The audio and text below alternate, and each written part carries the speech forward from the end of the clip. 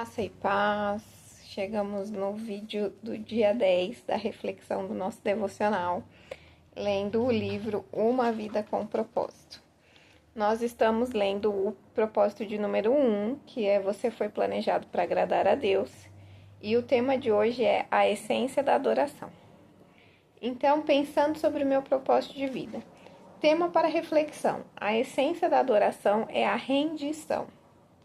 Versículo para memorizar: entreguem-se completamente a Deus, para que Ele use vocês a fim de fazerem o que é direito.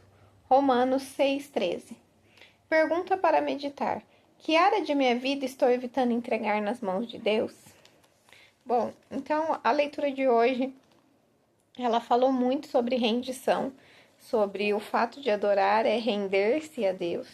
Eu achei legal que tem uma parte aqui que ele ainda cita que cada pessoa costuma entender isso de uma forma, né? Costuma usar um nome, alguns usam carregar cruz, outros usam consagração, e que independente do nome que a gente utiliza, o importante é a gente fazer esse ato de rendição, de se entregar a Deus e de confiar plenamente nele, né? Porque a rendição ela só vai acontecer se a gente confiar.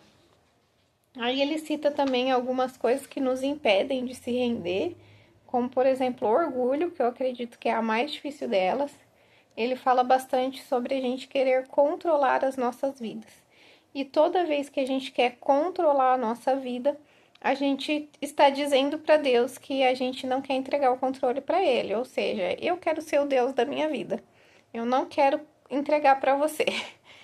E é muito difícil, porque isso é algo. Aqui no final ele fala que a gente vai ter que fazer umas 50 vezes por dia. E eu acho que é daí para mais. Porque o tempo todo a gente tá buscando esse autocontrole, né? Essa. Esse. Acho que é controle mesmo, não tem outra palavra que defina melhor do que controle. A gente quer controlar o que vai acontecer, o que está acontecendo, a gente quer controlar o passado, quer controlar o futuro, quer controlar o presente, quer controlar tudo. E eu acredito que assim Deus ele vai nos tratando por áreas, né? E é legal que aqui ele pergunta justamente isso: qual área eu tô evitando entregar nas mãos de Deus? Porque apesar de Deus pedir a nossa vida por completo, ele é um Deus amoroso, um Pai misericordioso, paciencioso. E ele sabe que se ele pedisse tudo de uma vez, a gente provavelmente não seria capaz de suportar. Então, a cada etapa da nossa vida, Deus vai trabalhando uma área em específico. Eu diria que hoje o que Deus mais tem trabalhado comigo é a perspectiva de futuro.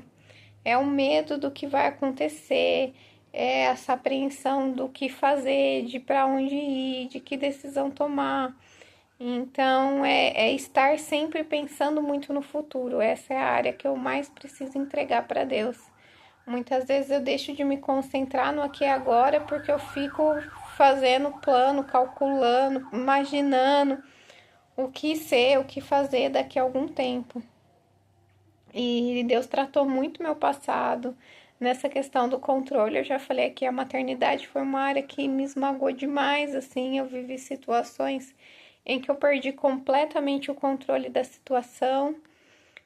Tive um caso específico com a minha filha mais velha em que eu me vi totalmente vulnerável, totalmente sem ter como fazer nada a respeito de uma situação muito difícil.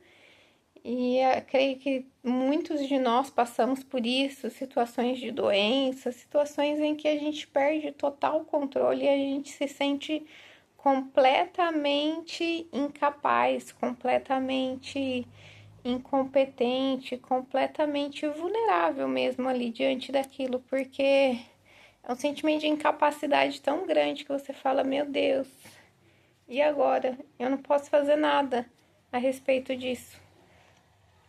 E isso mexeu muito com as minhas estruturas, mas me trouxe muita maturidade no meu relacionamento com Deus, porque foi justamente nesse momento em que eu perdi meu chão, em que eu não tinha como fazer nada que resolvesse algo que já tinha acontecido, em que eu precisei entregar verdadeiramente essa área da minha vida para Deus, em que eu precisei deixar de querer ser a Mulher Maravilha que eu queria ser, que achava que era boa e que era capaz de fazer tudo sozinha e que se orgulhava de tantas coisas. E ali Deus, ele nessa situação assim, ele permitiu que meu orgulho fosse todo triturado. E então ele vem trabalhando uma área de cada vez, um pouquinho de cada vez. Depois eu tive todo um tratar do meu passado, porque uma coisa motivou a outra. Eu já falei aqui também da questão da paternidade. Eu descobri que eu tinha problemas, que eu tinha traumas, que nem eu achava que tinha. Então o Senhor tratou ali o meu passado, foi tratando uma série de coisas. E hoje eu vejo que eu preciso tratar ainda muito, que eu preciso entregar ainda muito o meu futuro, né? Preciso confiar muito mais que Deus já viu, que Deus já sabe, que Deus já tem coisas preparadas e que talvez eu não precisasse me esforçar tanto.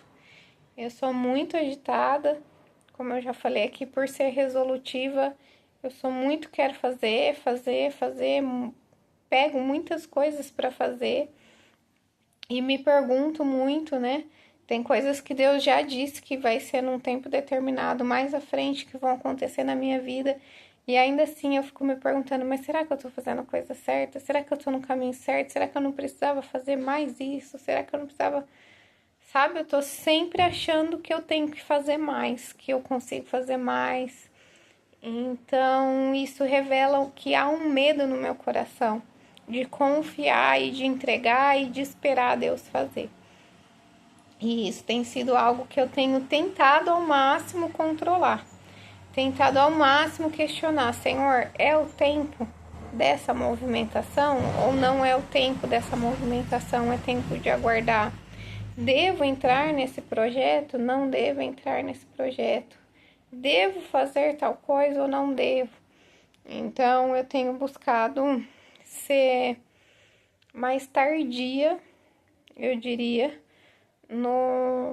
em tomar algumas decisões que antes eu saía fazendo tudo, atropelando tudo, resolvendo tudo.